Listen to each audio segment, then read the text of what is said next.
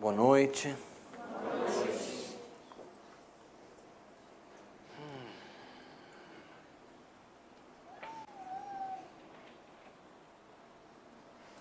Para mim é uma grande alegria estar aqui.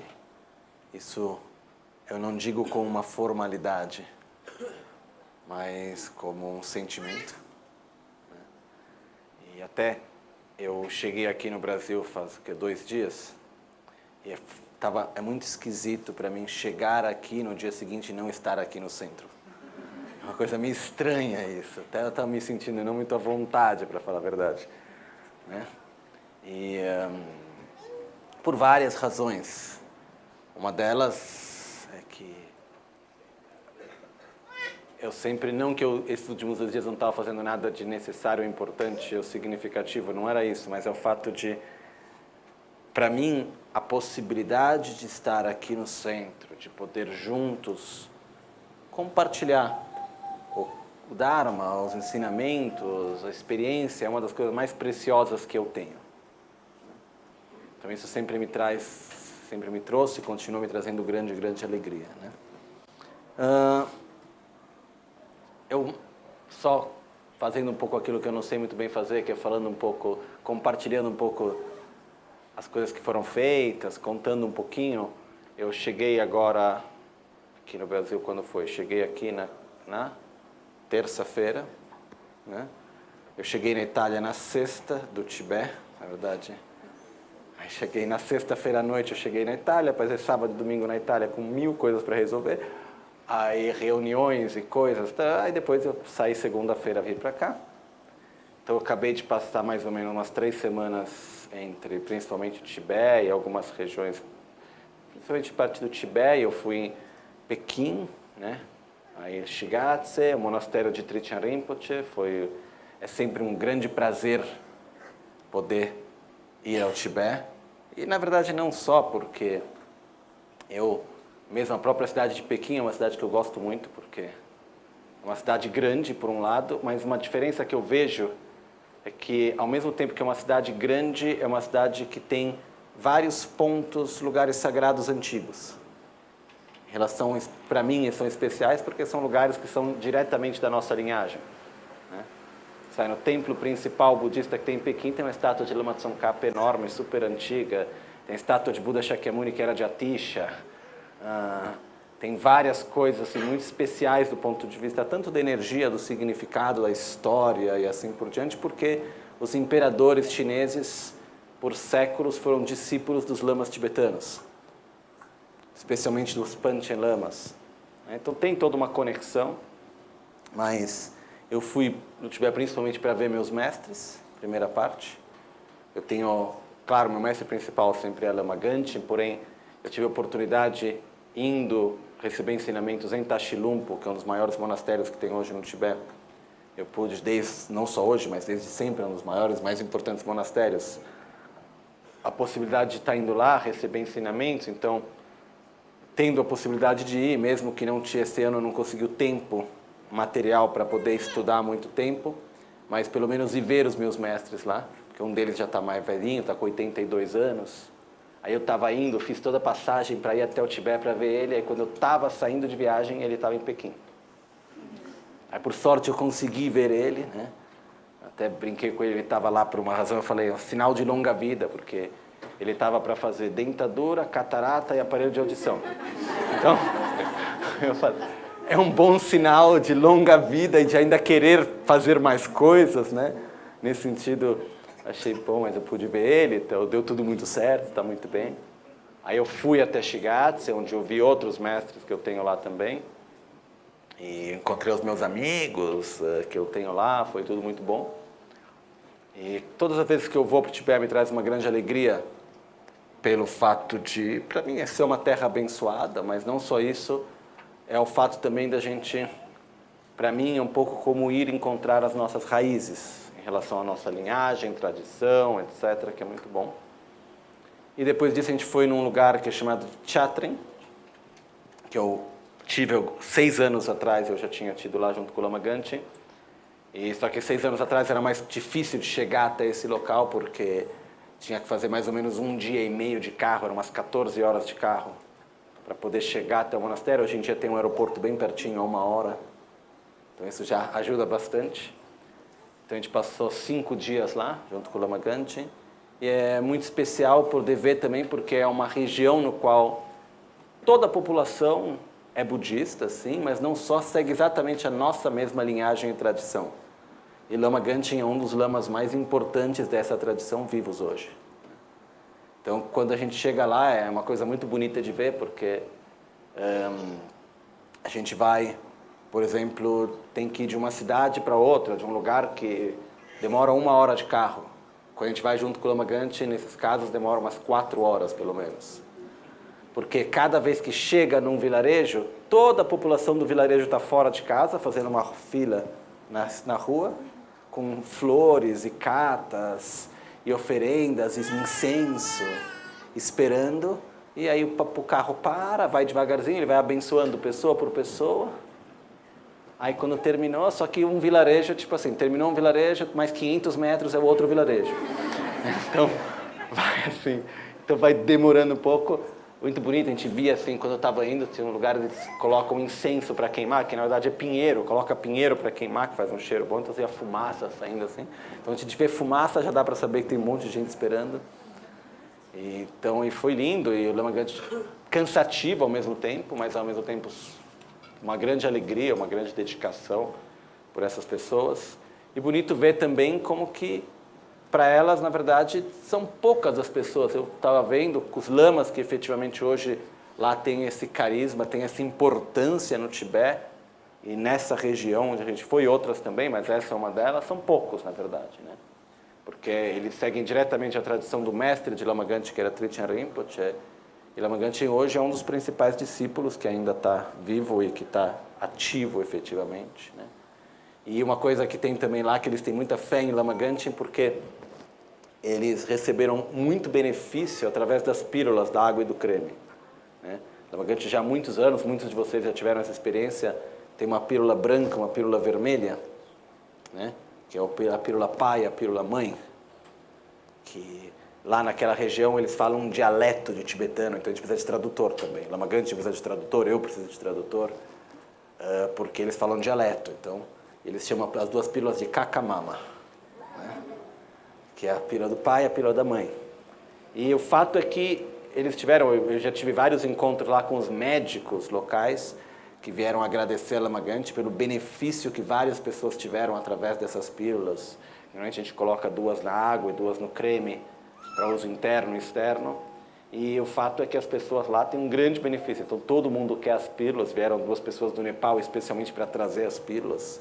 Foram mais ou menos umas 150 mil pílulas que foram trazidas, para distribuir para todo mundo lá, porque as pessoas elas têm um grande benefício. Até acabou se criando um mercado paralelo de pílulas depois, sabe? Porque a gente dá as pílulas de graça, só que é um para cada família, para cada pessoa, é máximo 2 pares de pílulas que são dados. Aí tem quando a pessoa precisa tal, e tem uma época lá que estavam trocando um par de pílulas por um iaque. Então o valor era mais ou menos esse, assim. Então, então, assim, esse é mais ou menos o valor que estava tendo lá. Mas, de qualquer maneira, isso é uma coisa que é muito... compartilhando um pouco, né? Porque... E uma coisa que teve uma experiência que em vários lugares a gente sempre tem, que é muito legal, são as pessoas que vêm daqui, ou do Brasil, ou da Itália, que são da Sangha, que são discípulos, amigos, que vêm junto lá. É uma sensação muito interessante, que é aquela de estar junto com pessoas do outro lado do mundo, que a gente não conhece, que a gente não fala a língua, mas ao mesmo tempo a gente se olha e tem uma sensação de família, de amizade muito forte, né? Isso pelo fato da gente seguir uma mesma linhagem, a gente fazer parte de uma mesma família espiritual. Isso é uma coisa muito forte, muito legal de ver também, né? E toda essa região, ela tem uma coisa, eles têm um povo com muita fé, então para nós também é muito bonito ver isso. Mas, por um outro lado, também tem um aspecto que essa vez ficou muito claro para mim, que já conhecia, mas cada vez que eu vou fica... É como reforçando isso. O quanto que nós aqui, por um lado, somos afortunados também. Porque as pessoas lá têm muita fé, né? E a fé tem um poder muito grande. Isso a gente sabe, é uma coisa que tem um poder de cura e de várias coisas, tem um poder muito grande.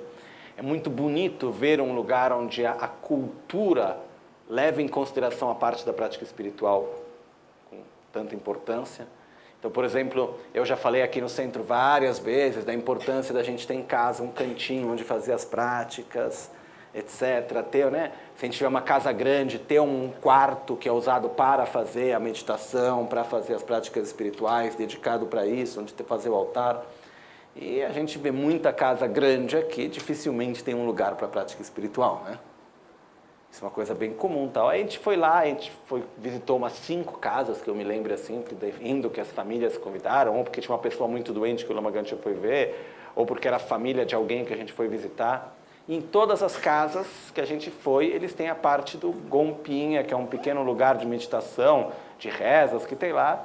Só que assim, é maior do que esse Gompa. Com estátuas enormes, parece um monastério cada casa, assim, tem um lugar para fazer, onde convidar os monges para fazer as rezas, onde eles mesmos se reúnem, enorme tudo, assim. E na casa faz o que? 1/5 da casa, pelo menos. Né? Então, assim, é uma parte importante da casa onde coloca isso, né? Isso foi muito bonito de se ver também, mas tudo construção nova, tudo coisas que estão se fazendo hoje. Né? Então, isso mostra também que tem uma renovação, por um lado, lá também das pessoas mais jovens em relação ao budismo. Não são apenas os mais velhos, os mais jovens também têm muita fé, vontade de aprender. Porém, o que acontece, tem esse lado maravilhoso, mas tem um outro lado também, que é o fato que as pessoas lá não têm o hábito, o costume de aprender o significado do budismo, de estudar de verdade, de fazer certas práticas. A gente tem aqui, o que acontece no Ocidente, o que aconteceu até hoje, é que os mestres que vieram e que ainda estão aqui hoje, acabaram transmitindo no Ocidente aquilo que originalmente era transmitido apenas em monastérios. Então, tem muita gente que tem muita fé, mas na hora que você vai perguntar detalhes sobre o significado da filosofia ou de uma prática, etc., as pessoas não sabem, nunca estudaram, não tiveram essa oportunidade, nem têm a intenção de estudar. Porque a forma deles é, quem vai estudar direito os ensinamentos budistas são os monges. E mesmo assim, nem todos. Né? Então a gente tem uma outra possibilidade aqui. Essa visita também, eu fui ver um dos meus mestres, que é o abade do Colégio Tântrico em Tashilhunpa, uma pessoa incrível. Alguns de vocês, quando tiveram no último ano passado, não tiveram, algumas pessoas que estão aqui do centro tiveram lá também. E teve uma noite que ele veio para dar uma transmissão. E eu estava conversando com ele estava me perguntando, que tipo de ensinamento eu dou aqui, como que é, estava contando um pouco daquilo que a gente faz aqui e tal. Aí eu falando para ele, olha, não é que a gente vai lá no Ocidente, sai explicando uma coisa e o pessoal já acredita e pronto. Não é que chega e já sai todo mundo fazendo prostração, oferenda, não, que já está aqui tomando refúgio. Não é assim. Tem que explicar, a pessoa tem que entender o benefício, vai ter experiência do benefício do Dharma, e devagarzinho isso vai fazer com que ela acredite, ela vai entrar nisso. Aí ele ficou super feliz. Ele falou, nossa, então as pessoas estão seguindo a tradição. Tem duas formas, hoje tradicionalmente tem 2 formas da gente poder entrar no Dharma, receber os ensinamentos. Tibetano é chamado Wangnu Chögi Gendra Dan Wangdul Tebe Gendra, que são aqueles com uma maior inteligência ou maior capacidade que seguem a razão e aqueles com uma capacidade menor que seguem a fé. O que isso quer dizer? Aqueles que não têm uma capacidade intelectual menor, a princípio, vão acreditar sem ter entendido. Aí devagarzinho vão vir a entender aquilo e tal. Aqueles com uma capacidade maior, primeiro vão entender, compreender, para depois acreditar. Né? E ele estava falando, então no Ocidente vocês são principalmente esse tipo com maior capacidade. Então eu acho que é uma mistura. Né? Eu acho que a gente tem mais uma mistura dos dois, assim, um caminho do meio talvez, né?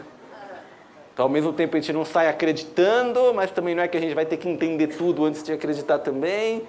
Tem um caminho do meio. Mas é muito bom, é uma coisa que eu vejo assim, muita alegria também. É muito bom a gente ter essa necessidade de querer entender, de querer compreender. E outra coisa que eu percebi também, essa vez quando eu estava no monastério de Trichan Rinpoche, Eles ofereceram uma cerimônia de longa vida para o Lama Gante maravilhosa, e um dia eles pediram, o Lama Gante deu uma iniciação para os monges, eram uns 600 monges lá, e Lama Gante falou para eu dar um ensinamento para eles. Então eu fui lá, dar um ensinamento sobre os três principais aspectos do caminho e tal, só que eu precisava de tradutor. Eu falava em tibetano, com um tradutor do tibetano para o dialeto Kampa. Porque eles não entendem se não for no dialeto. Poucos monges entendem quando a gente fala só no tibetano clássico, normal, né? Só que aí uma coisa que acontece é que tinham coisas que eu dizia e que o monge, que era o ex-abade, uma pessoa extremamente culta, que tem um grande conhecimento, ele falava, isso eu não tenho como traduzir. Porque tem termos do Dharma que, por incrível que possa parecer, em português a gente consegue traduzir e no dialeto tibetano lá não. Não faltam palavras, né? Então isso é uma coisa que para mim ficou clara, como que, por um lado, a nossa cultura, a nossa educação, a nossa língua, ela permite, por um outro lado, um entendimento que em outros casos não acontece. Então, mesmo em tibetano, é interessante que ao mesmo tempo que os tibetanos têm a possibilidade de já falar a língua no qual grandes ensinamentos foram dados, que é maravilhoso, por um outro lado também tem 1000 termos que, na verdade, eles não entendem da própria língua, né? E que a nossa língua, de uma forma como um todo, nos permite de entender até um certo ponto, né? Porque quando a gente não tem palavras para descrever um conceito, esse conceito deixa de existir para a gente, né? Se a gente não tiver a forma de como está descrevendo aquele conceito, se a gente não tiver um entendimento daquele conceito, a gente não tem como poder compreender aquilo mesmo, né? Então, vendo aquilo também, eu tive uma enorme dificuldade de explicar coisas que normalmente eu explico com a maior facilidade. Pela falta de termos, e também eu nunca gosto de falar numa língua, falar e ter uma tradução para uma língua que eu não entendo. Nunca gostei muito disso. E naquele caso eu entendi um pouquinho, porque era em dialeto e tal, mas o que acontece é que cada vez que eu vou para o Tibete, para mim é uma experiência misturada, assim. Tem um lado de alegria, tem uma parte de tristeza, que me gera uma outra alegria também. É o fato que, ao mesmo tempo que é um lugar maravilhoso, lindo, tanto do ponto de vista da natureza, quanto da cultura, das pessoas que eu adoro, tem um lado que o budismo lá efetivamente está em degeneração. E não é por culpa de alguém, mas por culpa do próprio processo de transformação. O que mais tem gerado degeneração do budismo no Tibete é a própria globalização, né? Achei, por um lado, parece engraçado, mas a gente acha que é um problema daqui, das grandes cidades.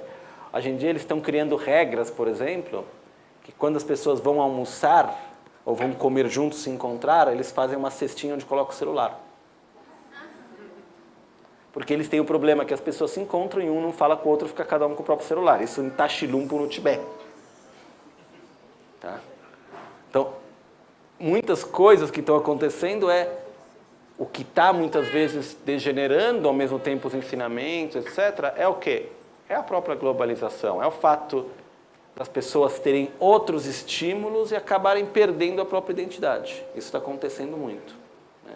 Então, tem um lado de tristeza. Cada vez que eu vou para o Tibete, para mim, o budismo no Tibete é como um velhinho andando com a bengala, mas que tem muita experiência, muito conhecimento, mas que cada dia vai ficando mais fraquinho.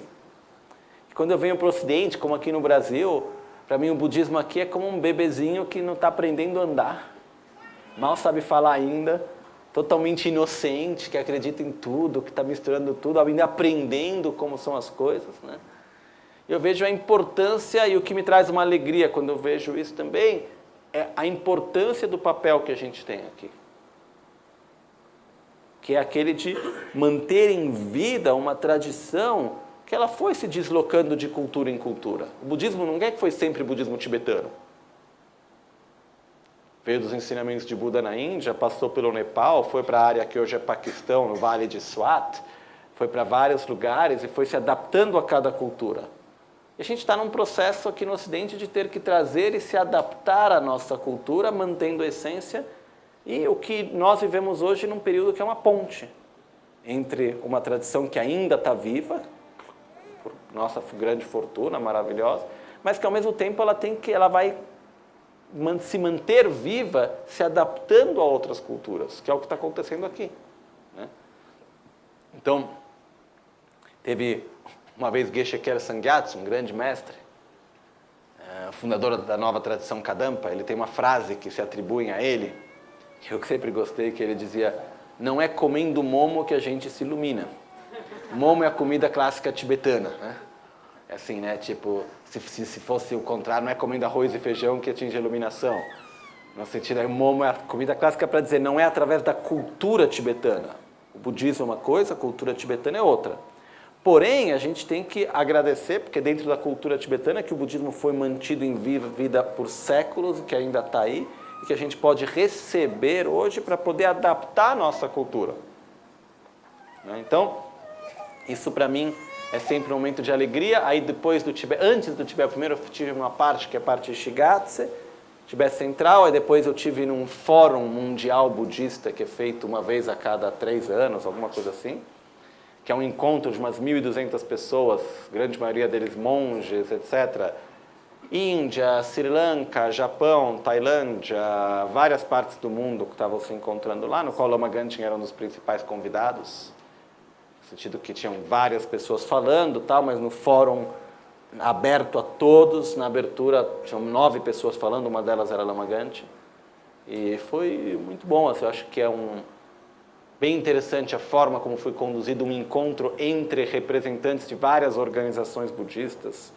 Estava lá também um grande mestre, que é o fundador do Templo Zulai, que é o mestre Shin, se eu não me engano, o nome da Shan, que é da Blia, né? Buddha Light, qual o nome agora? Agora não lembro exatamente o nome completo. De qualquer forma, uma das maiores organizações budistas que existe, já está bem velhinho, uma pessoa, um mestre incrível, ele estava presente lá também e tal. E foi muito bom.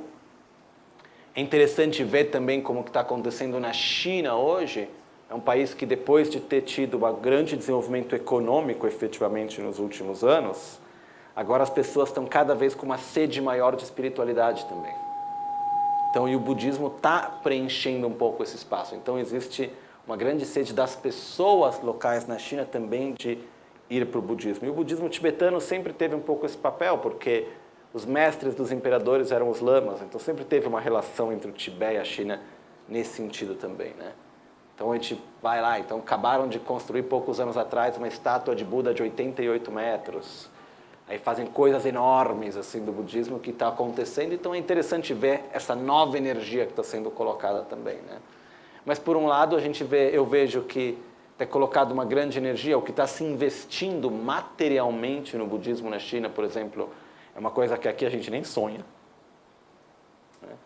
Aqui, por exemplo, a gente fez uma estupa maravilhosa, que alegria ter feito essa estupa linda.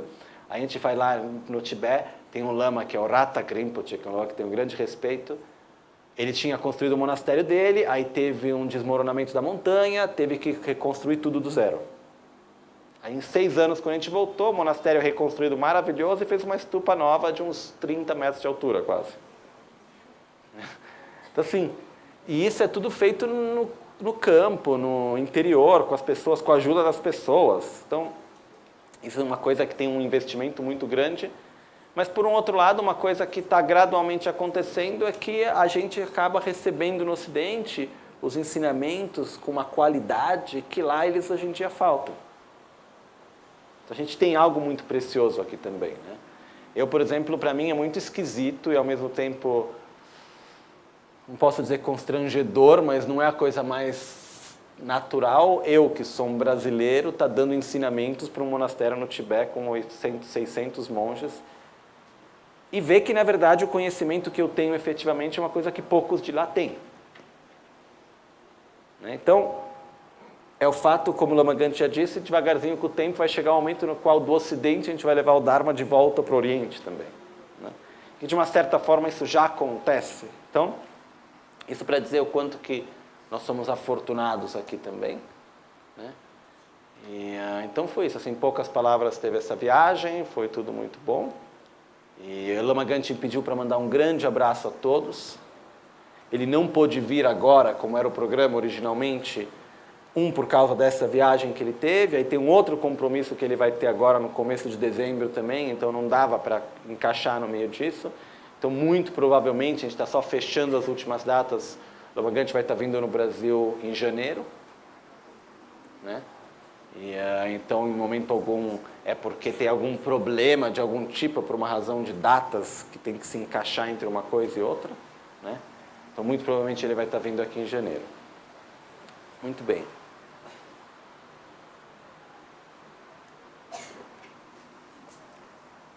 Tem um verso que, nesses últimos dias, ele tem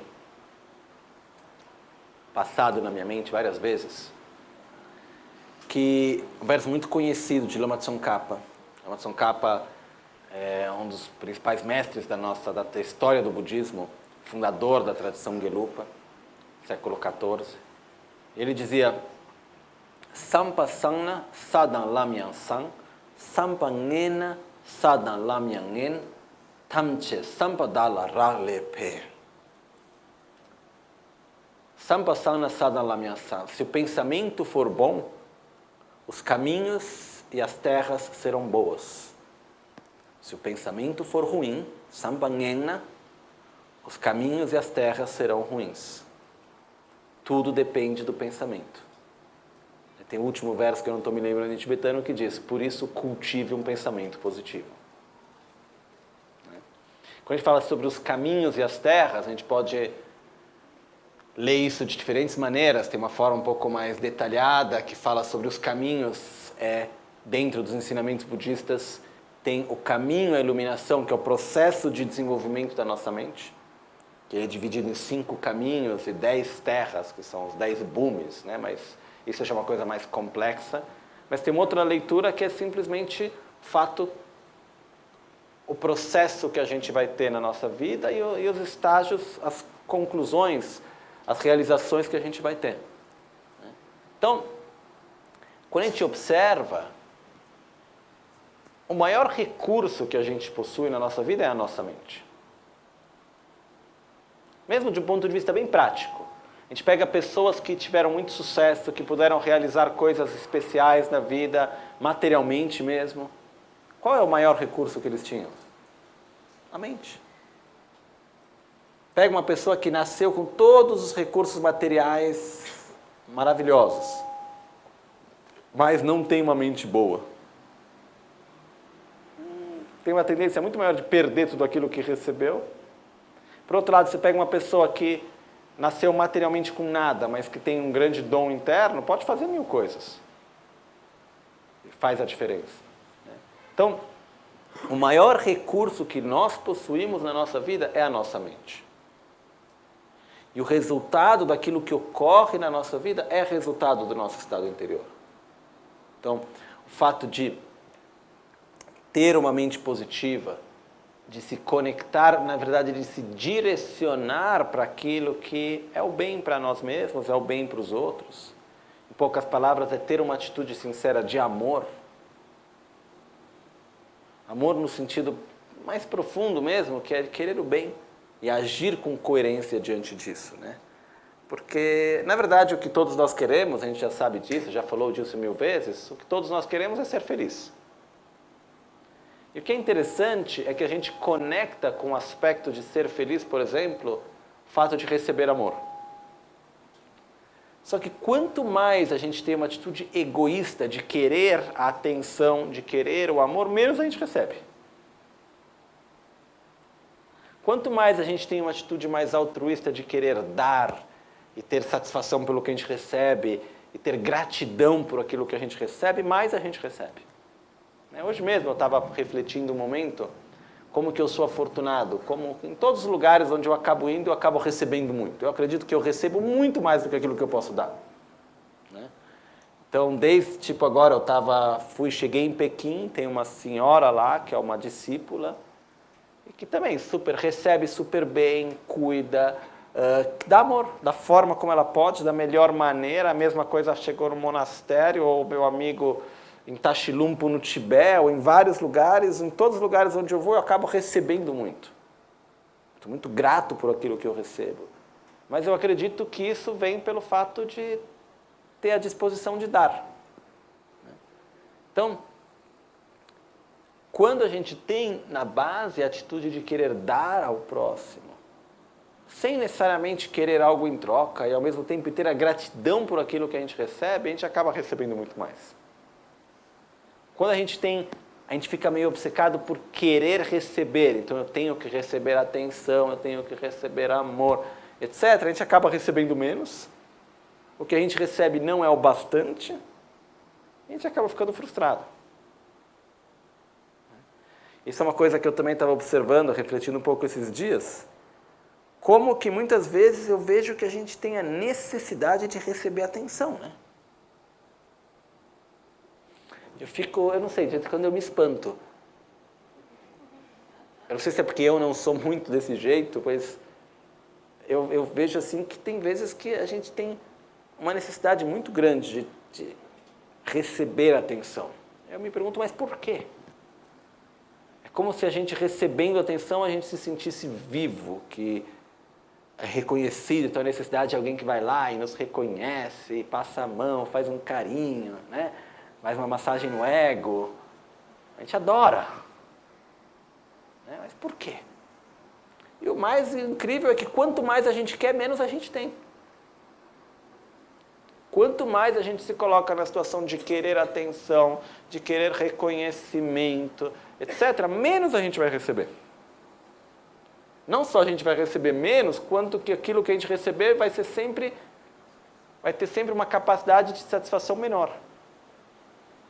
Nunca vai ser, sempre cada vez menos. A gente vai precisar de mais para ter satisfação, nunca vai ser o bastante. Então, por um outro lado, é um pouco aquela coisa do poder também. Quem quer muito poder, muitas vezes acaba não conseguindo, e quando consegue não dá certo também. Coisa que eu já percebi, quem tem muito apego e gosta muito do poder, melhor estar longe dele. Porque não vai fazer bom uso. Porque no final acaba sendo poder pelo poder. O poder, na verdade, é um recurso, é um instrumento. Então, quando a gente vê o poder como um recurso, como um instrumento, a gente não tem apego pela situação de poder em si, ao contrário. Não se sente nem muito à vontade com ela, essas são as melhores pessoas para ter poder. Porque elas vão ver aquilo como um recurso para poder fazer algo efetivamente. Né? Mas o ponto que eu queria trazer é outro. É o fato que a gente muitas vezes observa que se tem essa grande necessidade de atenção, de carinho, etc., que está tudo bem. Não tem nada de errado em recebermos atenção, recebermos carinho, etc. Mas se a gente só observar uma coisa bem prática mesmo, quanto mais a gente quer, quanto mais a gente busca, quanto mais a gente acaba exigindo muitas vezes, menos a gente vai receber.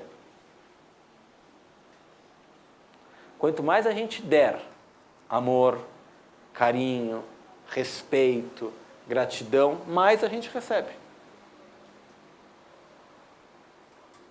Isso para mim, é matemático.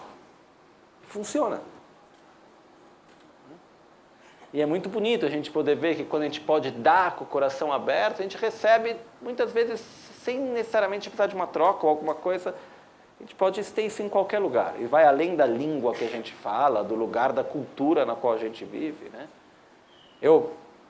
Cada vez mais, eu acabo entendendo e acreditando na importância do nosso aspecto não conceitual e não verbal da comunicação. Eu sou uma pessoa extremamente conceitual. Eu adoro entender, raciocinar, compreender, discutir, debater, eu adoro, a parte do entendimento e tal. Porém, cada vez mais eu vejo o quanto que ela não é tão importante assim, o quanto que, na verdade, o aspecto que seria, como a gente pode dizer, não conceitual da relação é muito mais importante.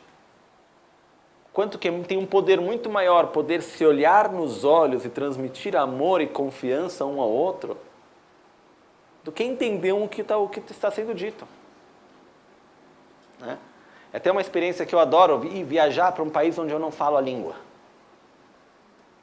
Mas a gente consegue se comunicar da mesma forma, muitas vezes até melhor. Né? Fora o fato que eu estava um dia no metrô em Pequim. Aí eu estava no metrô. Na verdade, foi o dia indo para o aeroporto. Estava no metrô indo para o aeroporto. Aí eu estava refletindo e falei, nossa, que coisa boa não falar a língua de um país, né? Porque a gente não ouve, não entende nada que as pessoas estão falando, aí a mente fica com mais espaço. Porque quando fica todo mundo falando em volta, aí enfim, a gente fica sempre conectando de um jeito ou de outro, interpretando, julgando, etc. Quando a gente não fala a língua, a gente só vai usar o espaço para aquilo que é necessário. E não fica colhendo tudo mais. Então isso eu acho uma coisa que eu acho super gostoso. Ir num lugar que a gente não fala a língua, mas ao mesmo tempo consegue se comunicar. E é uma coisa muito bonita a gente ver que quando a gente não fala a língua, porém a gente tem a intenção de se entender, a gente se entende. Quando a gente fala a língua e a gente não quer se entender, não se entende. Né? Então, e é o fato de a gente ver o poder que existe, a gente simplesmente olhar para uma pessoa com carinho, se olhar nos olhos, como se diz, to acknowledge, reconhecer a presença da outra pessoa, dizer, você está aqui, olhar para ela nos olhos, dizer, muito bem, levar em consideração a existência daquela pessoa. E muitas vezes a gente acaba se comunicando de uma forma muito melhor do que com palavras. Isso ocorre. Quando a gente fica muito preso nas palavras, a gente acaba perdendo um pouco isso. Né? É um pouco como, sei lá, os animais, quem tem um pouco mais de experiência, isso, por exemplo, na nossa cultura a gente tem mais um contato com os cachorros, por exemplo. Né? A comunicação com o animal, ela é baseada no quê? Na intenção. O animal, ele percebe a nossa intenção. A gente até fala, né? O animal, ele sente cheiro do medo, etc. Na verdade, ele sente a intenção que a gente coloca. O ser humano também, só que a gente acaba meio que ficando surdo para isso. A gente não escuta mais esse aspecto. Por quê? Porque a gente se foca demais na parte conceitual, verbal, e acaba perdendo esse outro aspecto mais profundo, que, na verdade, é mais verdadeiro, mais direto. Então, a minha experiência, quando eu vou num lugar onde não falo a língua, eu gosto bastante porque é uma experiência na qual a gente tem que se comunicar e vai de outra maneira e funciona muito bem, muitas vezes. Né? Então, tem vezes que a língua ajuda também, mas tem muitas vezes que tem um nível que funciona muito bem de comunicação. Eu tive uma situação nessa viagem, que eu estava numa situação na qual a pessoa tinha que ter confiança um no outro. Uma questão de dinheiro, nem era pouco dinheiro, eu tinha um hotel, tinha que pagar, acabou não pagando, toda uma história lá. Se olhar nos olhos, ver, eu estou falando a verdade, você acredita em mim? Sim, tem confiança? Tem, tá bom, ok. Se não se conhecer, não ter e confiar um no outro. Quando a gente consegue transmitir, isso é muito bonito. Né? Então, o que eu quero trazer quanto mais a gente se abre para o mundo, quanto mais a gente dá de uma forma verdadeira, sincera, sem nenhuma expectativa, não fazendo uma troca, mas dando, mais a gente recebe. Isso para mim é um fato. E o poder se encontra onde? Na nossa mente, na intenção que a gente coloca, na determinação que a gente tem, no esforço que a gente tem. E é claro que a gente vive num mundo no qual a gente constantemente está interagindo com todos os outros, né? Isso é normal. Mas nessa nossa interação, um dos principais fatores, se não o principal, qual que é? É a nossa mente. Né? Eu tive, essa vez, essa oportunidade de estar recebendo esse reconhecimento anteontem da Trip. E eu estava observando todas as outras pessoas maravilhosas. E você vê todas as pessoas que acabam realizando algo, não entendi muito bem por que eu estava lá, o que eu fiz, mas tudo bem. Mas o que acontece foi, observando pessoas que fizeram coisas incríveis, e que fazem ainda, o que leva ela a fazer coisas incríveis? A mente. Só que o que eu acho meio absurdo, é que ao mesmo tempo que a gente pode observar e ver o poder que a nossa mente tem, e ter uma mente saudável, etc., o quanto que a gente acaba não levando em consideração a necessidade de cultivar uma mente saudável. Não faz parte do currículo da escolar. Desenvolver concentração e sabedoria. Aula de altruísmo. Não tem. A gente vive, muitas vezes, como se o nosso estado interior ele fosse uma coisa que a gente é assim e acabou. E nós somos um resultado do mundo que está à nossa volta. Se as coisas forem bem, está bem. Se forem mal, eu vou estar mal. Né? Se a gente for olhar, quando a gente está triste, insatisfeito, ou feliz também, etc., na grande maioria das vezes, a gente acaba apontando o dedo para alguma coisa que é a razão pela qual a gente está feliz ou triste. Ah, eu estou bem, por quê? Aconteceu isso, aconteceu aquilo. Ah, eu estou mal, por quê? Ah, porque aconteceu isso, aquela pessoa disse aquilo, está nessa situação. Quando que, na verdade, tem um outro aspecto também que eu tenho observado esse período, é que tem, como eu posso colocar, nós não temos um caminho interior linear. A gente vai, sobe, desce, uma pequena montanha-russa, né? E o que acontece é que tem momentos no qual, no nosso próprio ciclo, a gente vai ter um momento de maior tristeza ou introspecção, e seja o que for, e naquele momento que acontece, a gente acaba projetando alguma coisa como a causa pela qual a gente está daquela maneira. E tem outras influências que a gente tem. Nós somos influenciáveis e somos interdependentes uns com os outros também. Então tem momentos no qual eu percebi que a gente está mal, e o que a gente faz? A gente tem que dar uma causa, uma razão para isso. A gente acaba apontando o dedo para alguém, para alguma coisa, quando que na verdade não é exatamente aquilo a causa daquele nosso mal-estar. Né? A mesma coisa é para a alegria também.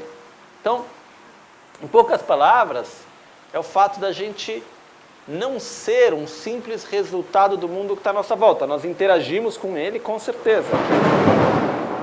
Porém, nós não somos um resultado dele.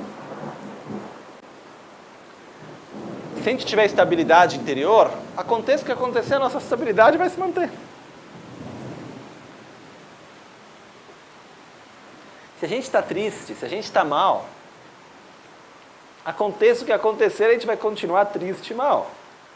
Você pega uma pessoa que está muito insatisfeita na vida, porque a insatisfação não é o resultado de não ter aquilo que a gente quer.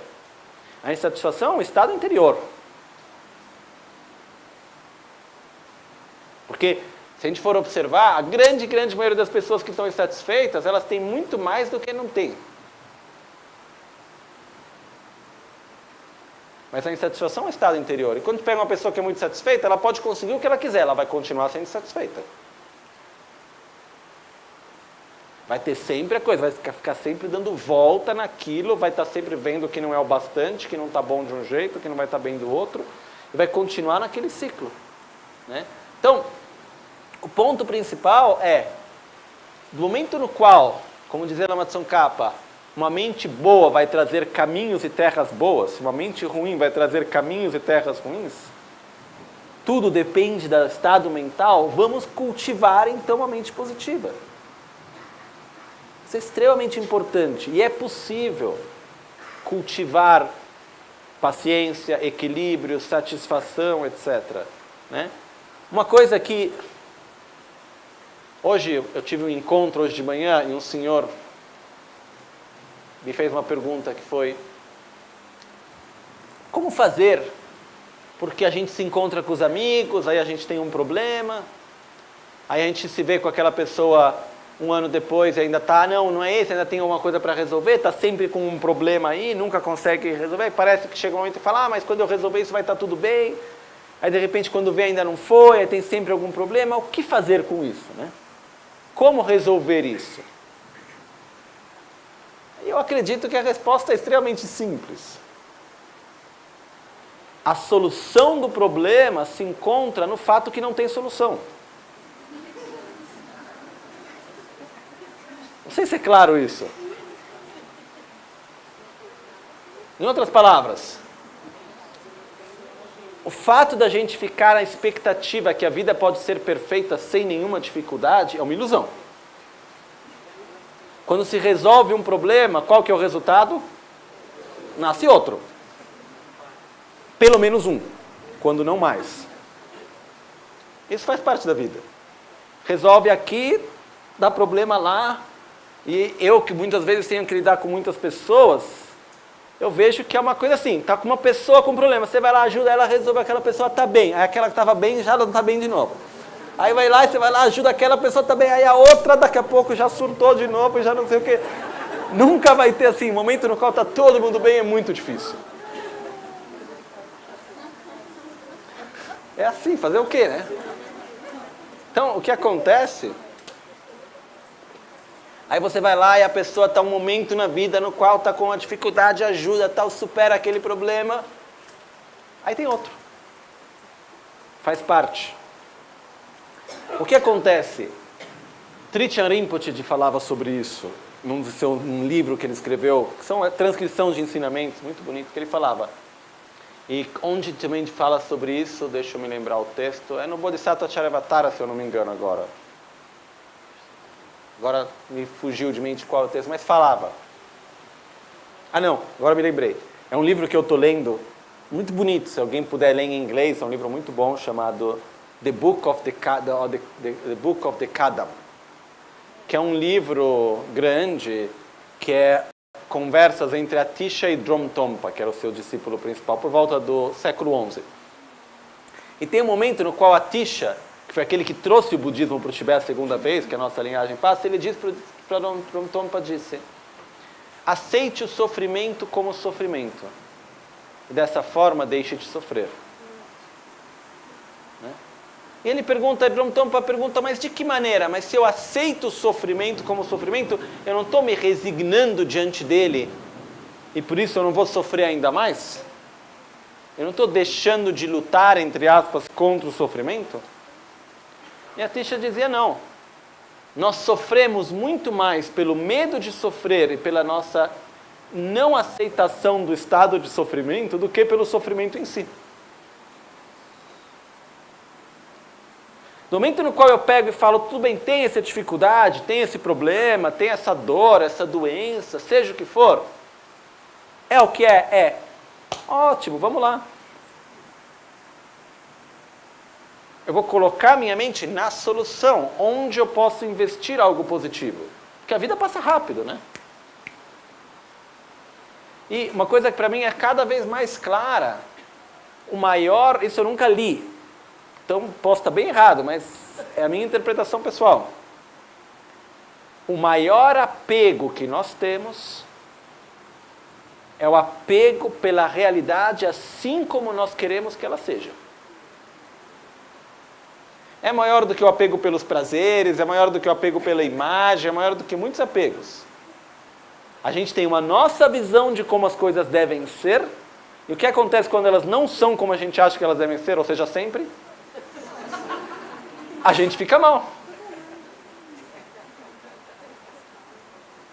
E a culpa nunca é minha que eu escrevi o roteiro errado, porque os... Não, é os atores que não fizeram a parte deles. Né? Eu escrevi que devia estar sol, de repente choveu, por que está chovendo? Então o que acontece é o fato que a gente acaba muitas vezes sofrendo por esse fato que a gente quer que as coisas sejam de uma certa maneira. Elas não vão ser.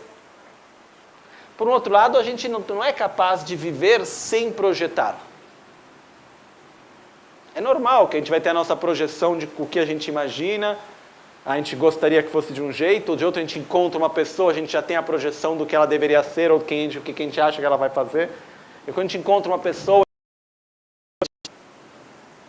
nossa, que legal, encontrei essa pessoa, não sei o quê. Aí já está lá a expectativa do que vai acontecer, do que ela vai dizer, do que a gente vai poder pedir, do que vai acontecer, já virou 1000 expectativas. Aí vai lá, encontra a pessoa, não é aquilo, não acontece do jeito que a gente criou. De quem é a culpa? Da pessoa. Ok? Então, o que acontece é, ter expectativas nesse sentido, ter projeções é normal e natural. Se diz que um Buda está livre disso, mas até lá a gente vai ter isso. O que acontece é a gente pelo menos poder viver com a clareza que são projeções. E que vivemos numa realidade interdependente, no qual a gente não tem controle sobre como as coisas vão ser. A gente é só uma pequena peça interagindo com o todo. O nosso fato é de que forma que eu posso interagir da melhor maneira? É essa a pergunta. Né? Então, quando a Tisha dizia, aceite o sofrimento como sofrimento, é o primeiro passo, se não um dos mais importantes para deixar de sofrer. Porque olhar para o sofrimento e falar, faz parte da vida. Eu acredito que no momento que a gente nasce nesse corpo, sofrer faz parte. Então, eu vou colocar a minha energia onde? Em fazer coisas boas. Em ajudar as outras pessoas. Em me desenvolver pessoalmente. E não em passar a minha vida tentando fazer com que o mundo seja aquilo que eu quero que ele seja. O mundo, não quero dizer o planeta Terra. O meu mundinho pessoal.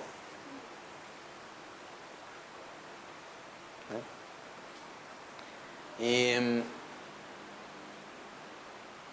tem várias coisas. A Tisha, nesse livro, ele também fala uma coisa que me tocou, que eu me reconheci muito bem nisso. Ele diz para o discípulo dele, Drum Tompa, ele diz, se acontecer de você criar um monastério, estar chefiando um monastério com vários monges, né? Então, uma coisa importante, para o Dharma, muito boa, porém, acontecer que o monastério acaba se tornando um grupo de pessoas que se sente superior aos outros, por uma razão de pertencer àquele grupo, então eu sou melhor porque eu sou budista e você não é. Ele fala, fuja do monastério. Melhor estar sozinho do que mal acompanhado nesse sentido.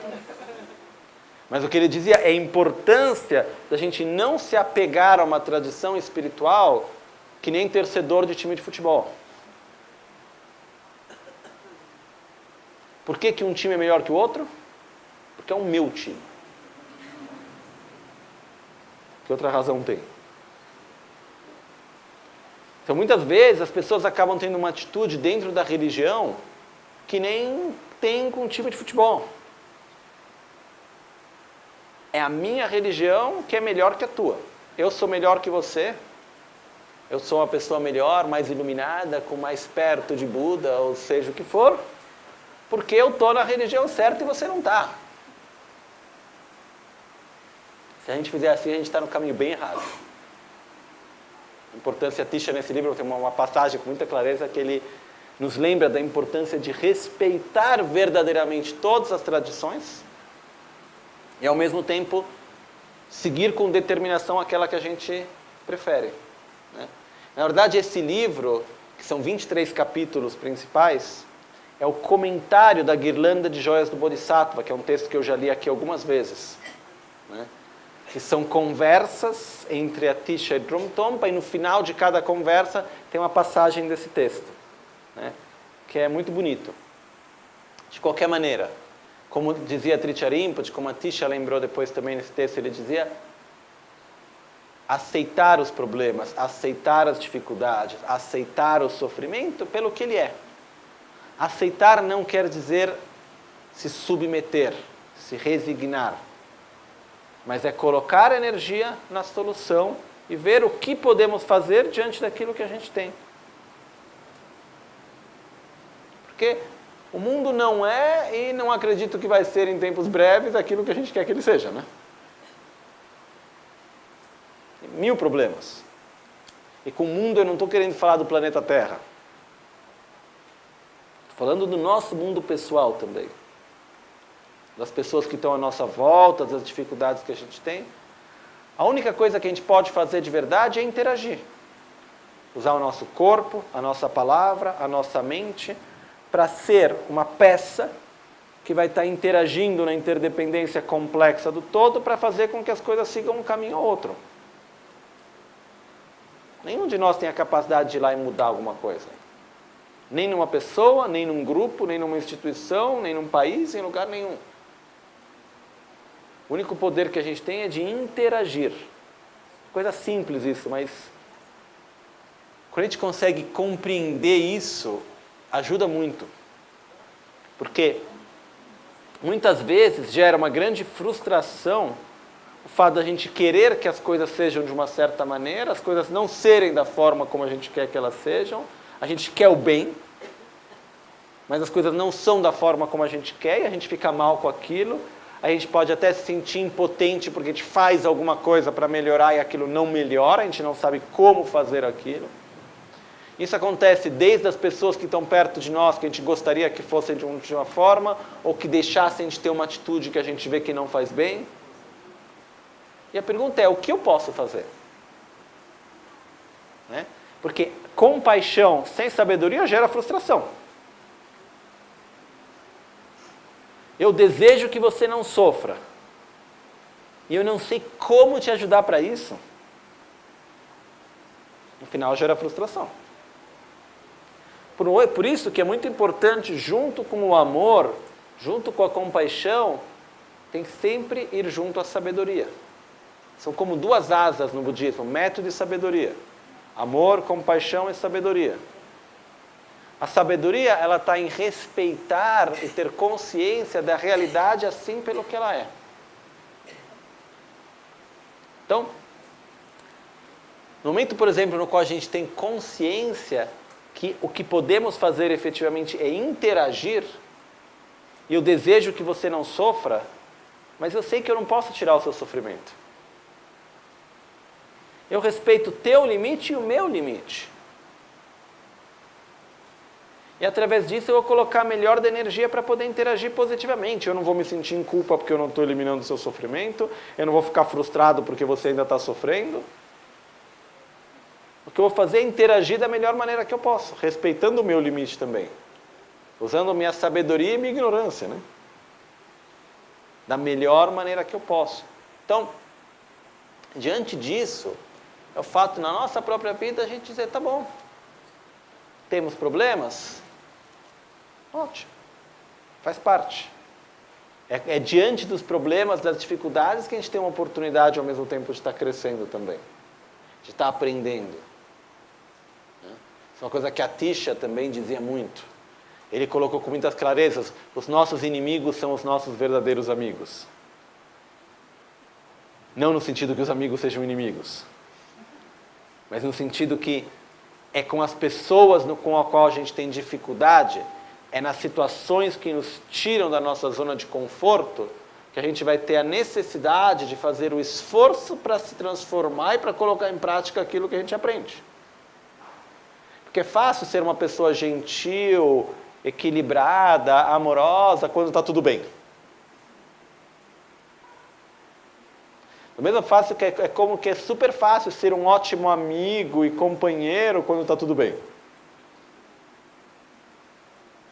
A dificuldade é ser gentil, equilibrado, respeitoso, amoroso, generoso quando falta e quando tem problema.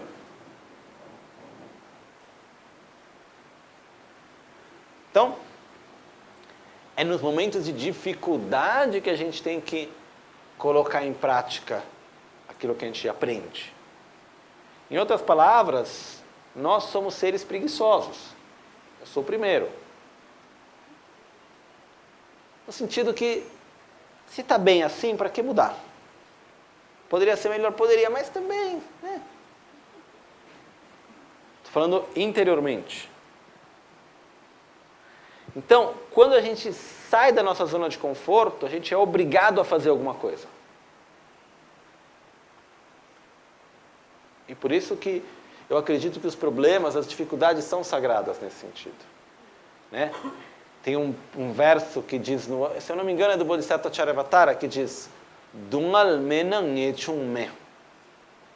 Sem sofrimento não existe a determinação de sair dele. Em outras palavras, sem sofrimento não existe renúncia. Se eu não passo por uma situação de dificuldade, eu nunca vou fazer um esforço para deixar de viver ela. Enquanto eu não sentir o resultado de uma certa ação, de uma certa conduta, de um certo estilo de vida, dificilmente eu vou conseguir sair dele. Então, as dificuldades, o sofrimento que cada um de nós tem, Por um lado, o sofrimento é como um alarme que toca e fala alguma coisa não tá certa. Tanto o sofrimento físico quanto o sofrimento emocional, mental. É um alarme que está tocando e está falando, olha que tem alguma coisa que está errada. A gente tem que tomar cuidado para não ficar só tentando apagar o alarme, mas entender onde que está o problema, né? Porque senão daqui a pouco vai tocar de novo. Então, diante disso, é o fato da gente poder não ficar reclamando que o alarme está tocando, mas entender por quê. Qual que é a causa disso? De onde vem isso? E o que me traz uma grande alegria é ver que a gente tem recursos. Né? E para mim, quanto mais passa o tempo, quanto mais experiências eu tenho, lugares que eu vou, pessoas que eu encontro, eu vejo quanto que, na verdade, os ensinamentos de Buda, para mim, são verdadeiros. E, no final das contas, é o que mais importa. Porque, como a gente acabou de dizer antes, a nossa mente é o recurso mais precioso que a gente tem.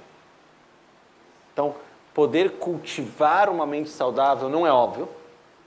Não é fácil, ninguém diz que é fácil.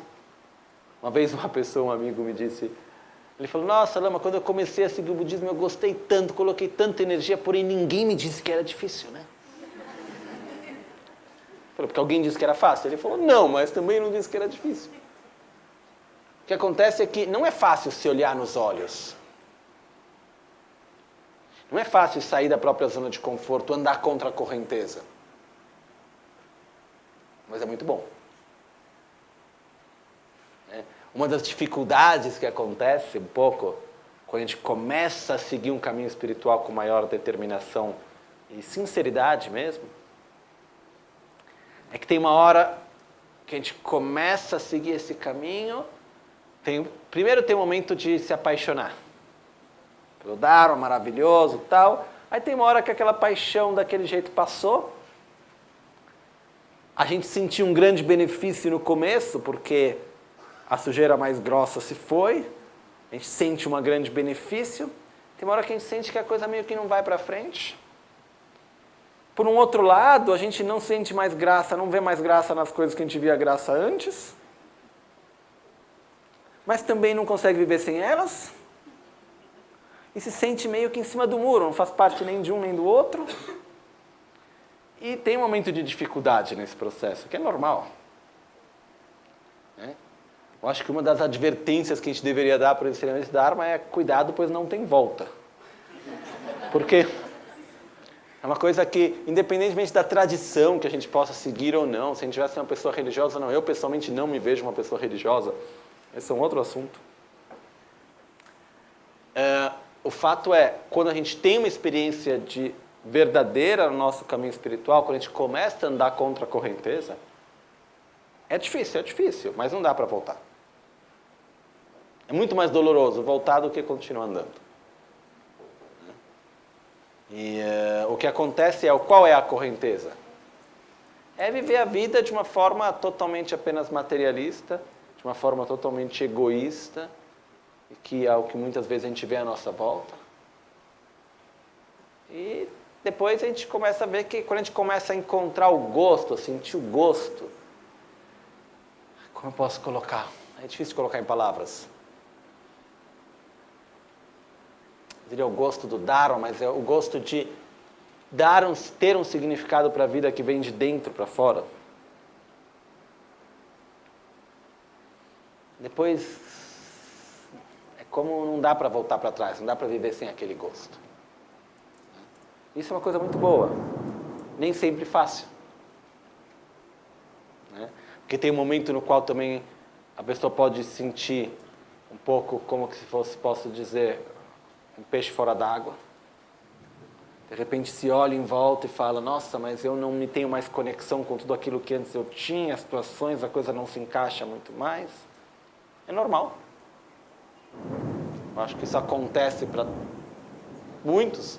Não é por nada que dentro dos ensinamentos Kadampa, sempre de Atisha, tem uma coisa chamada as 10 joias internas da tradição Kadampa. E numa delas ele diz, se auto-exclua da sociedade humana. Encontre amizade nos cachorros e atinja o estado divino. São os 3 últimos pontos. Mas o ponto qual que é? Desenvolva o estado divino. Mas o que ele quer dizer com isso, em poucas palavras? É o fato que, num mundo no qual a prioridade qual é? Desenvolver bens materiais, prazeres, reconhecimento, poder, isso é a prioridade. No mundo no qual a prioridade é isso, e eu acabo vivendo não para isso, eu viro um louco. Eu estou indo numa direção oposta. As pessoas vão olhar e falar, coitado. Não bate muito bem, deixa um pouco fora da casinha. Porque, olha isso, não tem oportunidade de ganhar mais dinheiro, não ganha. Olha o que faz, não sei o quê. Que nem quando algumas vezes algumas pessoas vêm e perguntam o que você vai fazer pela 4ª vez na Indonésia? Quando a pessoa vai para Borobudur e passa, a pessoa fala, você foi até a Indonésia e não foi na praia. Né? Aí as pessoas perguntam, o que você vai fazer até a Indonésia e ficar fechado no lugar, ou senão vai... Tem vezes que não, você tenta explicar e não tem palavras, a pessoa não vai entender. Ok? E por um outro lado, não tem nada de mais maravilhoso. Então, o que acontece é o fato da gente ter essa experiência e é algo não conceitual, é algo que a gente acaba vivendo. Uma coisa que me traz muita alegria aqui no Centro de Dharma é ver que muitas e muitas pessoas cada vez mais acabam sendo tocadas profundamente pelo gosto do Dharma. Isso abre muitas portas para poder compartilhar os ensinamentos, para poder praticar. Mas o fato é que é maravilhoso, mas ao mesmo tempo não é que seja fácil o caminho. Porque no final das contas, tem que praticar. No final das contas, tem que colocar esforço. E não é fácil. Não é fácil se deparar com os próprios limites, não é fácil olhar para a própria sombra. Mas o caminho está aí. O caminho da luz faz parte dele olhar para a sombra. Porque quando eu tenho a luz, eu tenho que saber onde direcionar essa luz. E para fazer isso a gente tem que ver as sombras, e nem sempre a gente quer isso, né? Porém, as situações difíceis que nos tiram da nossa zona de conforto nos ajudam a isso. Mas para que a gente possa ver as nossas sombras, é importante a gente reconhecer que é uma sombra que eu tenho dentro de mim e não ficar culpando que alguém apagou a luz. Porque tem vezes que a gente vive uma situação no qual a gente sai da nossa zona de conforto e a gente não vê a nossa sombra, a gente fica achando que a culpa é do outro porque isso ou porque aquilo, né? Então,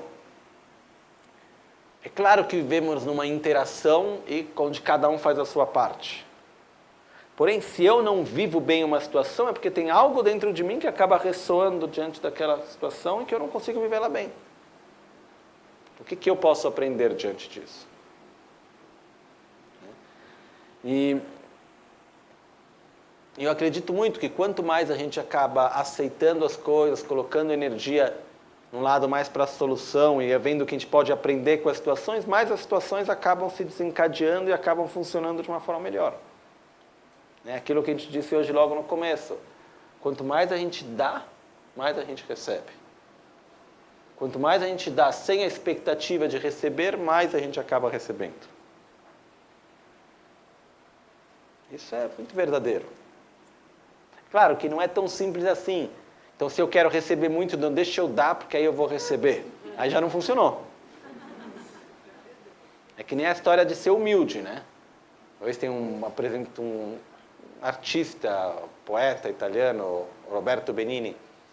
Aí um texto dele que ele estava falando, dando comentário sobre a Divina Comédia, ele diz: a humildade é a mais difícil das virtudes, pois basta pensar ser humilde para não ser mais. Sim. Ele dizia, a humildade é a mais difícil das virtudes, pois basta pensar ser humilde para não ser mais. Né?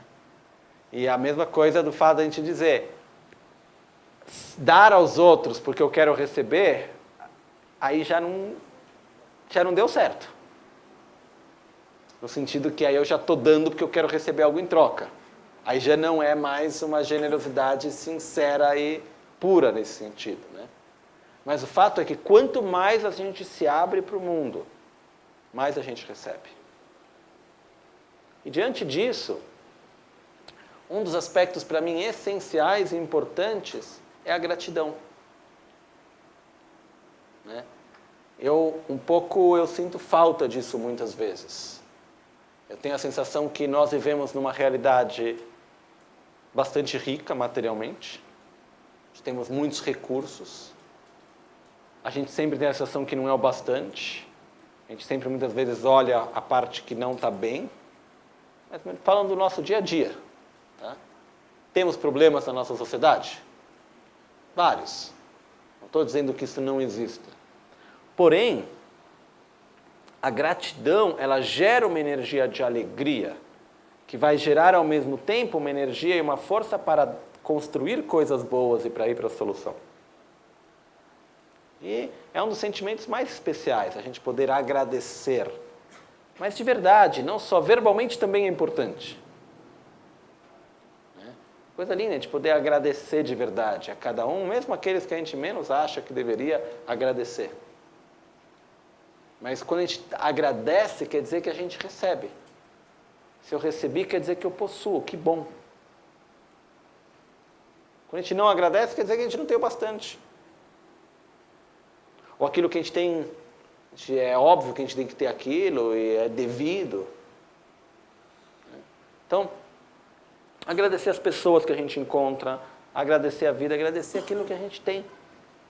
De uma forma... E agradecer o indivíduo é importante também. A pessoa que a gente encontra, a pessoa que nos ajuda, até aquela pessoa que nos coloca numa situação pela interdependência que a gente não gosta muito, mas que nos ajuda a entender outras coisas, obrigado. Né? Sou grato. Porque se a gente... Um dos aspectos mais importantes para ter felicidade na vida é a satisfação. E a gratidão está diretamente conectada com a satisfação. Quanto maior for a gratidão que a gente tem, maior é a satisfação que a gente tem também.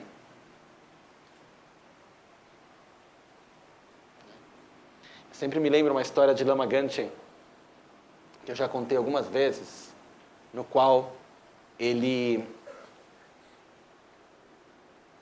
ajuda uma senhora, uma família tibetana, que tinha perdido a irmã. Contei essa história algumas vezes, mas rapidamente.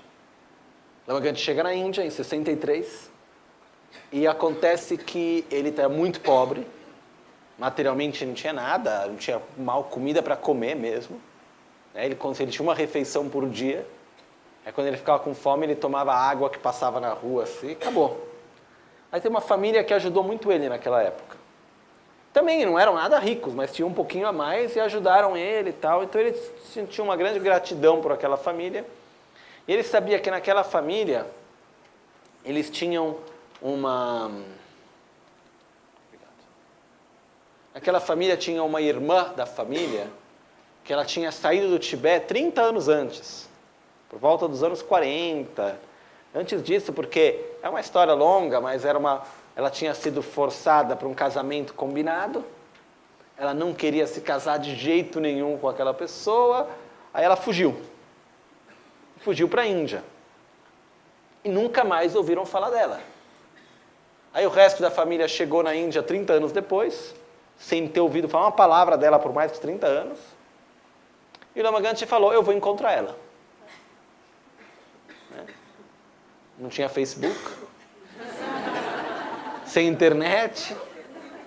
Como você encontra uma pessoa tibetana na Índia? Fosse, sei lá, uma cidadezinha do interior, mais fácil. Mas na Índia como um todo.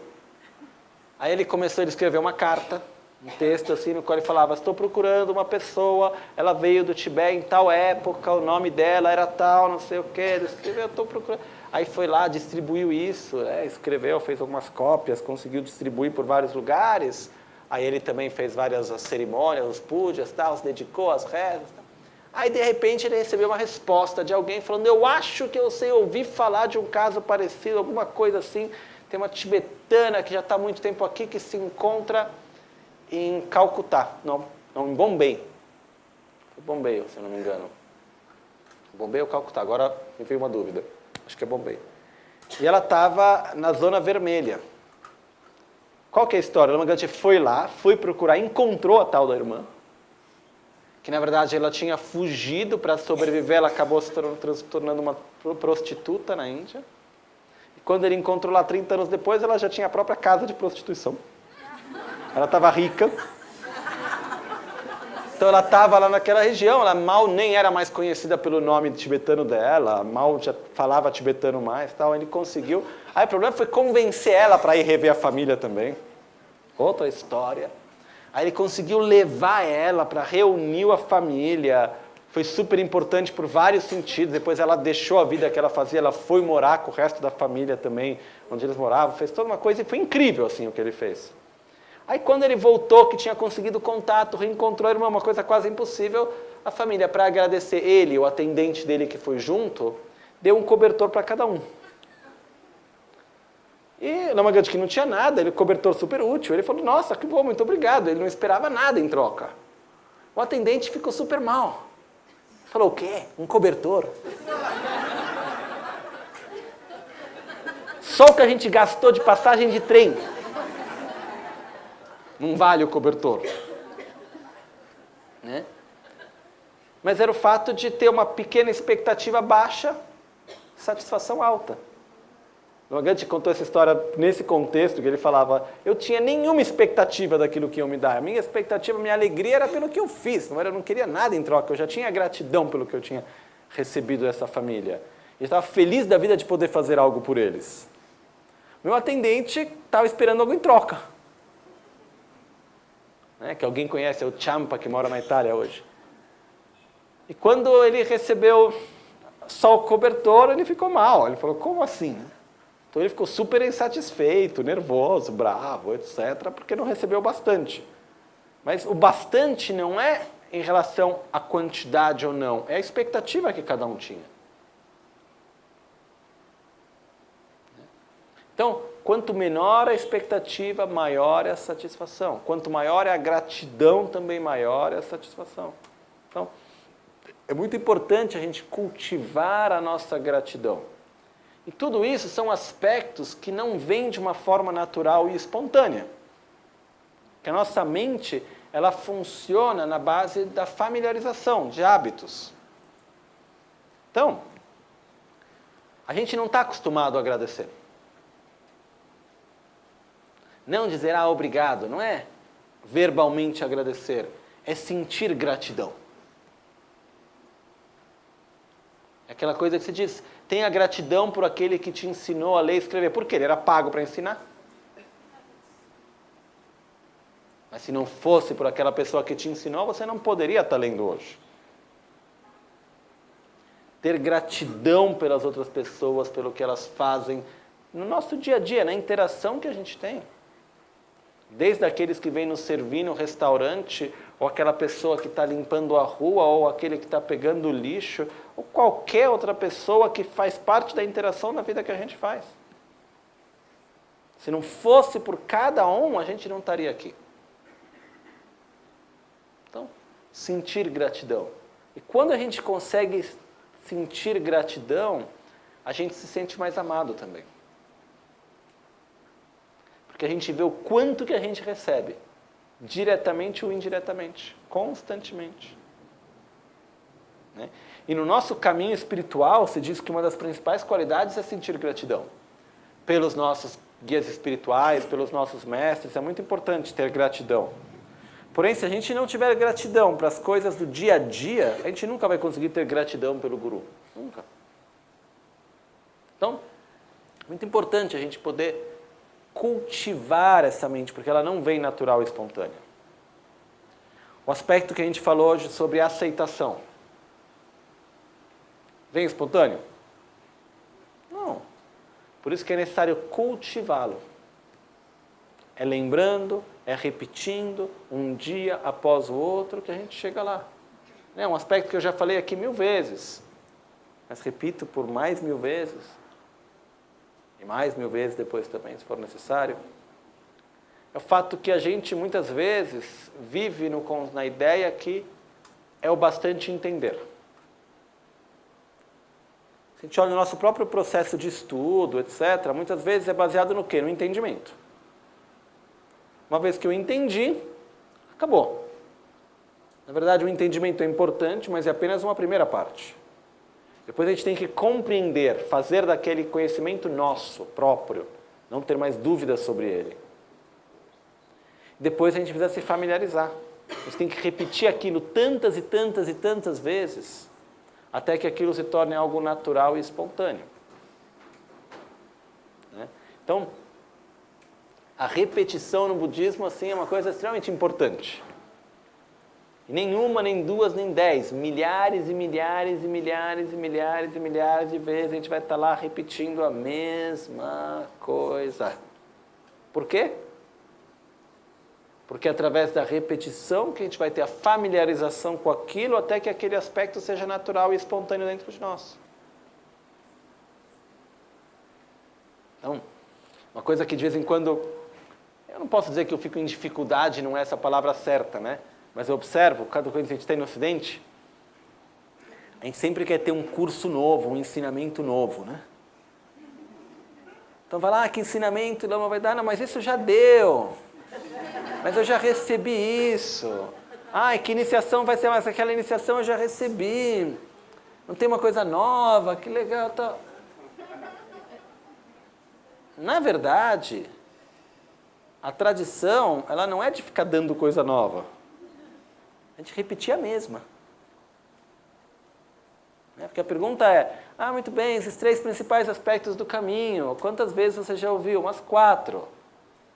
Já desenvolveu a renúncia? A certeza da lei do karma? O amor a si mesmo? A certeza da a preciosidade dessa vida? A certeza da morte? Já realizou isso? Não. Então vamos repetir de novo. Porque o nosso objetivo aqui não é adquirir conhecimento. Senão a gente faria tudo de outro jeito, tá? Eu estudei de forma acadêmica. O próprio budismo. A gente daria as aulas acadêmicas, vamos estudar, porque o nosso objetivo é adquirir conhecimento. Mas o nosso objetivo aqui não é adquirir conhecimento. É efetuar uma transformação e desenvolver o nosso estado interior. Ou seja, desenvolver amor próprio, respeito, gratidão, humildade, sabedoria, desenvolver essas qualidades dentro de nós. E para isso a gente tem que escutar várias vezes, repetir várias vezes, para devagarzinho caindo a ficha. Mesmo porque o que acontece é que no nosso dia a dia, muitos dos aspectos daquilo que a gente vai escutar nos ensinamentos não fazem parte do nosso dia a dia, né? Uma coisa que eu estava refletindo nesses últimos dias, uma pessoa veio me agradecer, porque dizendo que sempre escuta os ensinamentos no carro, tal, etc. Nossa, como é bom, como é incrível, não sei o quê. Eu parei para pensar um pouco, eu falei, para falar a verdade, eu não acho, não é que é porque eu sou, sei lá o que especial, que ensinamento que eu dei, sei lá o que, não. É porque a gente está falando sobre assuntos que normalmente a gente nunca fala.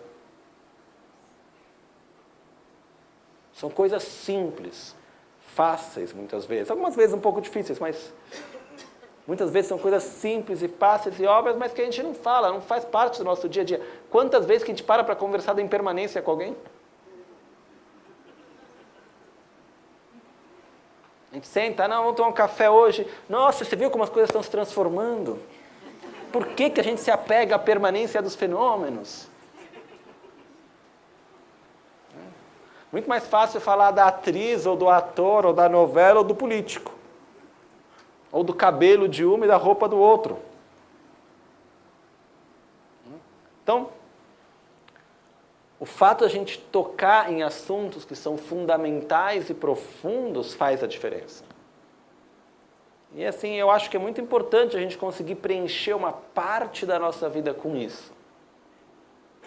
E me traz muita alegria poder dedicar esse tempo, como essas próximas 3 semanas que eu vou estar aqui junto, para poder trazer para o nosso dia a dia, trazer para a nossa vida aspectos que são importantes que normalmente a gente não leva em consideração.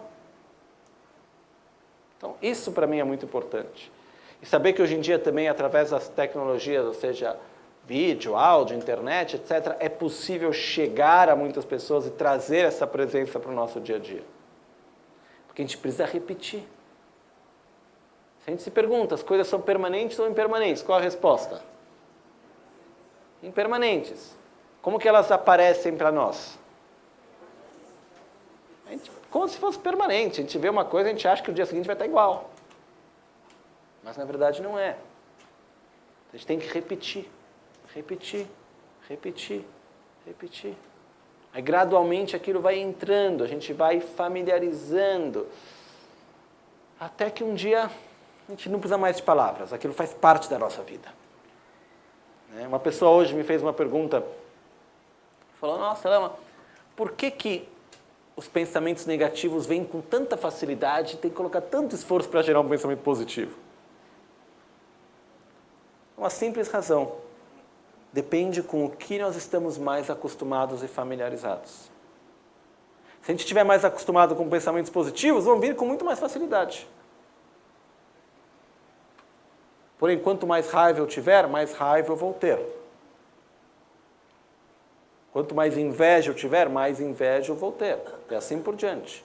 Quanto mais amor eu sentir, mais amor eu vou sentir. É um fato de se familiarizar.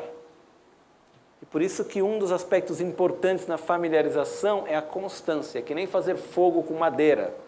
A gente pega uma madeira e começa a criar o atrito para ter o calor, para gerar o calor para poder fazer o fogo. A gente vai, faz, aí está esquentando, aí cansa e para. Daqui a pouco começa de novo, já esfriou. Vai ter que começar de novo. É muito mais valioso a constância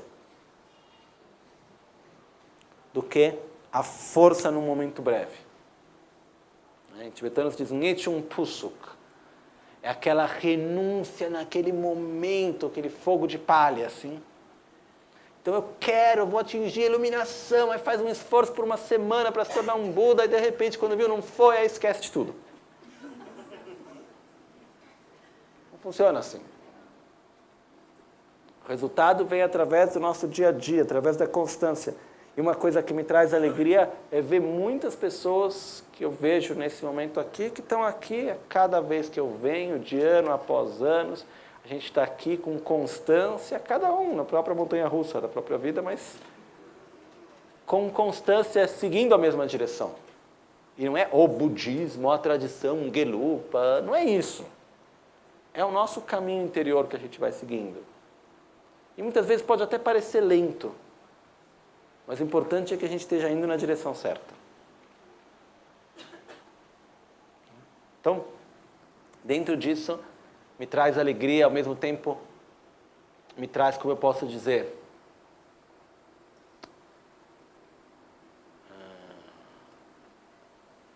me dá muita energia, me dá um estímulo para continuar. Porque se a gente vai lá, ensina uma coisa, compartilha algo e não é de nenhum benefício, para quê, né? Eu adoro ficar em silêncio. Mas se a gente vê que tem uma troca, que aquilo que a gente traz tem um benefício, que é levado adiante, etc., aí maravilha. Então, diante disso, eu sou muito grato a todos. Mesmo. Por várias razões. Uma delas é que, mesmo, por exemplo, para mim, é no contexto de estar ensinando que eu aprendi muita coisa. Tem muitas fichas que caíram muito mais ensinando do que estudando. Por isso que também é importante a gente compartilhar com outras pessoas que queiram escutar, que queiram aprender, debater, levar, discutir. Porque é nesse momento que a gente acaba verbalizando as ideias que aquilo vai tendo mais clareza para a gente também. Então, esse é o ponto que eu queria estar trazendo hoje, é esse aspecto do poder da nossa mente. Então, voltando para Lama Tsongkhapa, Sampasana sadanalamya san, sampangena sadanalamya tamche sampadala ragle pe. Se a mente for boa, se a mente for pura, sampasana, se os pensamentos forem bons e puros, sadanalamya san, as terras e os caminhos serão puros. Se os pensamentos forem impuros, os pensamentos forem negativos, ruins, as terras e os caminhos serão impuros e ruins. Tudo depende da mente, por isso cultive uma mente positiva. Temos que cultivar, cuidar, gerar gratidão, humildade, estabilidade, equilíbrio, amor, sabedoria. Nada disso vem do nada. Ninguém nasce com tudo isso ou nada. Claro que também nós nascemos já com nossas qualidades, né? Tem uma coisa que de vez em quando me preocupa um pouco. Quando eu me olho, tem a grande maioria das qualidades que eu acredito ter hoje, desde que eu me lembro nessa vida, não que eu tenha memórias de outras, mas desde que eu me lembro, olho nessa, eu sou assim.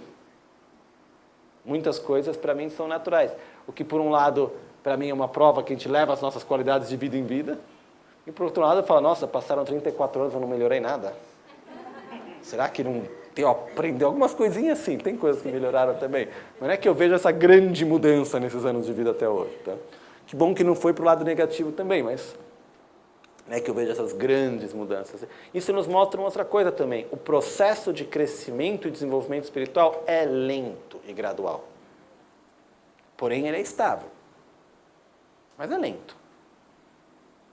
Não é nada óbvio a gente desenvolver amor de uma forma sincera. Ou gratidão. Muito menos sabedoria. Mas é possível. E é um pouquinho por vez, a gente vai fazendo, vai desenvolvendo. Passam-se 10 anos, que parece muito, mas não é. Quando a gente viu, a gente tem mais estabilidade, a gente tem mais alegria, tem mais satisfação. E assim vai devagarzinho construindo uma pessoa diferente, melhor, e que a gente leva de vida em vida. Tanto a gente pode falar de leva de vida em vida dentro dessa mesma vida, porque as nossas qualidades internas, a gente pode mudar de trabalho, mudar de país, mudar de cultura, de família, pode mudar de tudo. Porém, as nossas qualidades internas, a nossa experiência, aquilo que a gente realiza, a gente leva com a gente. E o mesmo acontece depois da morte, acredito. Então, o fato é cultivar isso como uma prioridade importante para cada um de nós. Viver as situações que a gente vive no nosso dia a dia como um meio e não como um fim por si só. Onde o maior objetivo não é o que eu faço, mas sim o que eu me torno. Isso é muito importante. Porque senão a gente tem que ver pessoas que fazem coisas incríveis, mas passam uma vida péssima, interiormente. Tudo bem, daqui a pouco morre, aí vai continuar de um jeito ou de outro, e não é que aquilo que fez tanta diferença. Então, o fato é, o que a gente faz parte da vida, tem que sobreviver, tem que viver, está ótimo. Porém, o mais importante é aquilo que nós nos tornamos nesse processo. Dar valor a isso. Valorizar o resultado daquilo que nós nos tornamos diante das experiências de vida que a gente tem. Isso para mim é muito importante. Porque fazer uma experiência de vida no qual materialmente deu muito certo, mas interiormente a gente se tornou uma pessoa pior, com mais rancor, com tristeza, com ódio, com violência, com agressividade, não vale a pena. Ter uma experiência que no nível prático deu errado, mas eu pude dar amor, eu pude ser generoso, eu pude aprender a ter mais clareza, desenvolver mais estabilidade, etc. Maravilha, grande sucesso. Então, isso é como eu vejo. E isso é andar contra a correnteza. Que nem sempre é fácil, porém, uma vez que a gente começa, não dá para voltar para trás. Okay? E lembrando, mais uma vez, É a nossa mente que vai determinar, mesmo do ponto de vista material, profissional, do ponto de vista de relacionamento com outras pessoas, o que determina? A gente encontra uma pessoa, a gente tem um relacionamento com uma pessoa. O que é mais importante na pessoa que a gente vai ter perto de nós? O aspecto externo, físico, material ou o aspecto interior do caráter, da mente, do sentimento da pessoa? Talvez no primeiro momento a gente esteja atraído por um aspecto externo. Pode acontecer. Mas no fim, se for qualquer relacionamento de médio e longo prazo, o mais importante é a beleza interna do que a beleza externa. Então, em tudo, no trabalho, qualquer coisa, a nossa estabilidade, o entusiasmo, a alegria, a satisfação, é o que vai fazer a diferença. Então, temos que cultivar isso. Isso é aquilo que eu queria só estar lembrando hoje. E por nossa grande fortuna, tiveram grandes mestres, pessoas de grande sabedoria, que nos transmitiram métodos, ensinamentos bem claros de como cultivar esse aspecto. E a gente tem uma linhagem ininterrupta de transmissão para poder estar compartilhando isso também. Então, nessas próximas semanas, a gente vai ter essa oportunidade de estar compartilhando o conhecimento, a experiência, para que a gente possa estar colocando em prática na nossa vida também. Tá bom?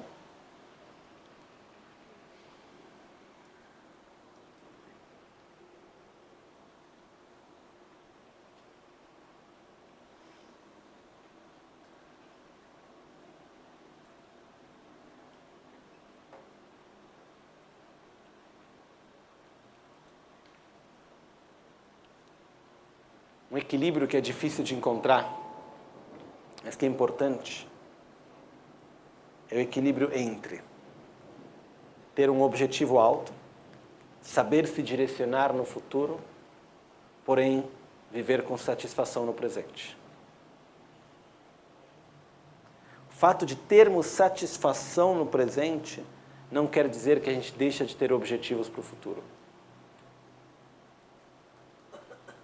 E os objetivos de futuro, e ter objetivos para o futuro, não é o resultado de ter insatisfação do presente ou alguma coisa não estar bem. Então, esses dois aspectos são importantes. Saber estar presente no momento presente, ter satisfação por aquilo que a gente tem, regozijar pelas coisas boas que a gente tem. E, ao mesmo tempo, saber se projetar no futuro de uma forma ainda melhor. As duas coisas são importantes. Ok? Vamos fazer uma dedicação final por hoje. Agradeço muito a presença de todos, essa oportunidade que a gente tem de estar junto. Repito mais uma vez, me traz uma grande alegria quando eu venho para cá, o simples fato da gente poder passar um tempo juntos, falando sobre assuntos que normalmente não se fala. E que, por um outro lado, são extremamente importantes e significativos. Isso, por si só, para mim, já é super especial. Então, dedicar para que a gente sempre tenha a oportunidade de aprender, de compreender, de meditar, de realizar. Dedicar para as nossas famílias, dedicar para os nossos amigos, para as pessoas que estão à nossa volta, para a sociedade na qual a gente vive, para o mundo como um todo. Lembrando que o mundo é composto por indivíduos, então que cada pessoa, cada ser que aqui vive, possa encontrar satisfação, equilíbrio, alegria, amor, sabedoria, porque essa é a única forma que efetivamente a gente pode ter um mundo melhor, um mundo com harmonia, é apenas através da harmonia de cada um de nós. E para que isso possa acontecer, a gente não pode fazer isso sozinho, a gente precisa de alguém que nos guie, que nos mostre o caminho, alguém que já tem os olhos da sabedoria, que possa nos mostrar o caminho. Por isso pedimos que os grandes mestres tenham uma longa vida, que estejam sempre perto de nós, em cada dia da nossa vida. Jetsun lame kotse rapten chin, namkar tinle chochur gepadang, losan tempe drep, Roe sel tato ne gyurchi. Nimo dele tsendele, nime kuyan delekshim. Delekpe, koncho sumgi jingilo, koncho sumgi modrutso, koncho sumgi trashisho. De sol a sol, à noite ou ao meio-dia, possam as três joias conceder-nos suas bênçãos. Possam as três joias ajudar-nos a alcançar todas as realizações. Possam as três joias espalhar muitos sinais auspiciosos no caminho de nossas vidas. Om Mani Padme Hum. Om Mani Padme Hum. Om Mani Padme Hum. Om Mani Padme Hum.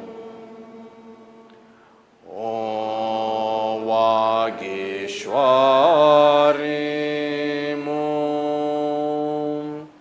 Om Vagishvari Mum.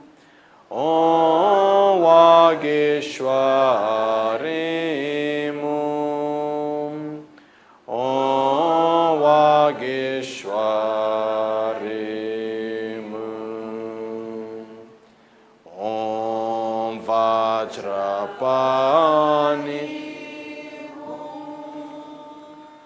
Om Vajrapani Hum. Om Vajrapani Hum. Om Vajrapani Hum. Om Maritse Mam Soha. Om Maritse Mam Soha. Om Maritse Mam Soha. Om Maritse Mam Soha.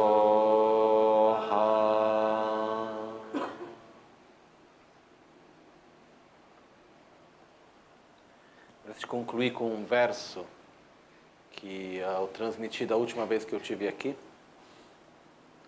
que fala sobre a alegria de estarmos juntos nesse mesmo caminho espiritual e que isso cria uma interdependência para que possamos sempre estar juntos nesse mesmo caminho.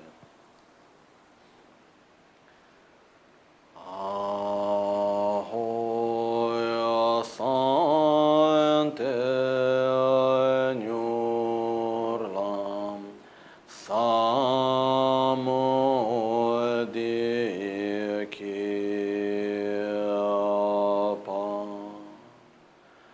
Tam Sampalo Debe Sombodigawa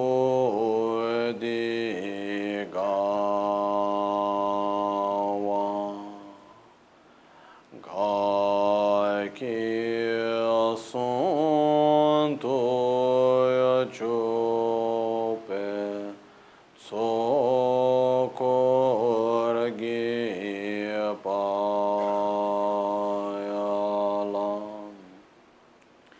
Tatoya Dutral Mebe Dendre Shishakyu